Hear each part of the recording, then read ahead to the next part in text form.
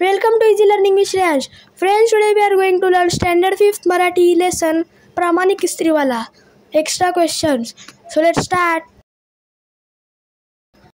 प्रश्न 1. खालील प्रश्नांची एका वाक्यात उत्तरे लिहा. शिवानीच्या घरात कोण कोण राहत होते? उत्तर. शिवानीच्या घरात आई, बाबा, भाऊ शिवराज आणि शिवानी हे सर्व राहत होते. कपडे वाळल्यानंतर भाऊने काय केले? उत्तर. कपडे वाळल्यानंतर भाऊने त्यांच्या घड्या करून टेबलावर ठेवले. घरची सगळी कामे कोण करते? उत्तर. घरची सगळी कामे आई करते. आई कावरीबावरी का झाली? उत्तर. बाबांनी दिलेले पैसे न सापडल्यामुळे आई कावरीबावरी झाली. बाबांनी आईला पैसे दिल्यावर तिने काय केले? उत्तर. बाबांनी आईला पैसे दिल्यावर तिने पैसे टेबलावर घड्या घातलेल्या कपड्यात ठेवले. इस्त्रीवाल्याला पैसे कुठे सापडले? उत्तर. इस्त्रीवाल्याला पैसे कपड्यांच्या घड्यांमध्ये सापडले. बाबा बक्षीस देऊ लागल्यावर दामूकाका काय म्हणाले? उत्तर. आम्ही गरीब आहोत पण कष्टानंच कमवून खातो.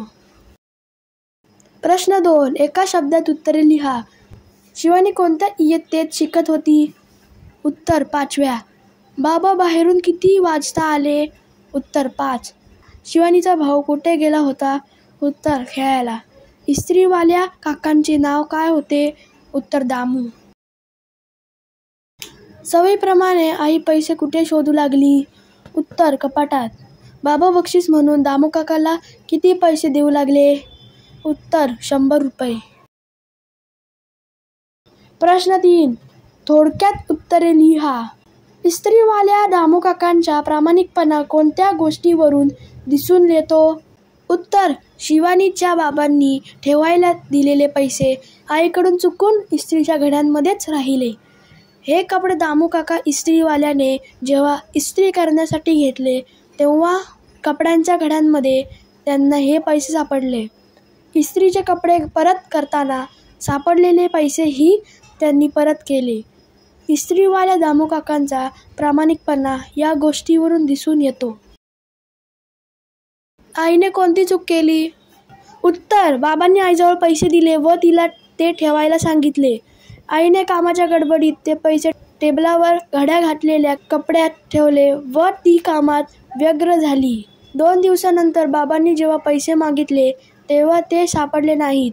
आईने पैसे योग्य ठिकाणी म्हणजेच कपाटात ठेवले नाहीत ही चूक केली. प्रश्न 4. खाली काही वाक्प्रचार दिले आहे त्यांचे अर्थ कंसात दिले आहे.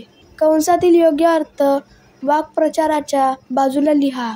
कामात मग्न होणे, गाढ विचार करणे, तपासून बघणे, रागावणे, मेहनत करणे, प्रशंसा करणे, वैतागणे, रागावणे, कामात गढून जाणे, कामात मग्न होणे, शोधाशोध करणे, तपासून बघणे, कौतुक करणे, प्रशंसा करणे, विचारात पडणे, गाढ विचार करणे, कष्ट करणे, मेहनत करणे.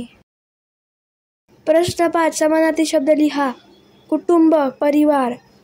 अभ्यास, अध्ययन, घड्या, धुमड, पिशवी, थैली, बक्षीस, पुरस्कार, कपडे, वस्त्र, मदत, सहाय्य. प्रश्न 6. वचन बदला.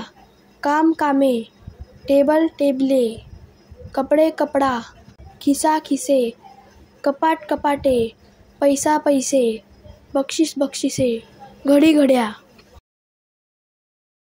प्रश्न 7. विरुद्धार्थी शब्द लिहा. छोटे, मोठे, काम, कार्य, संध्याकाळ, सकाळ, घाई, विलंब, गरीब, श्रीमंत, दे, घे. प्रश्नात लिंग बदला. आई, बाबा, भाऊ, बहीण, काका, काकू, काकी. So friends, if you like this video, please subscribe my channel and don't forget to press the bell icon. Thank you friends and bye bye.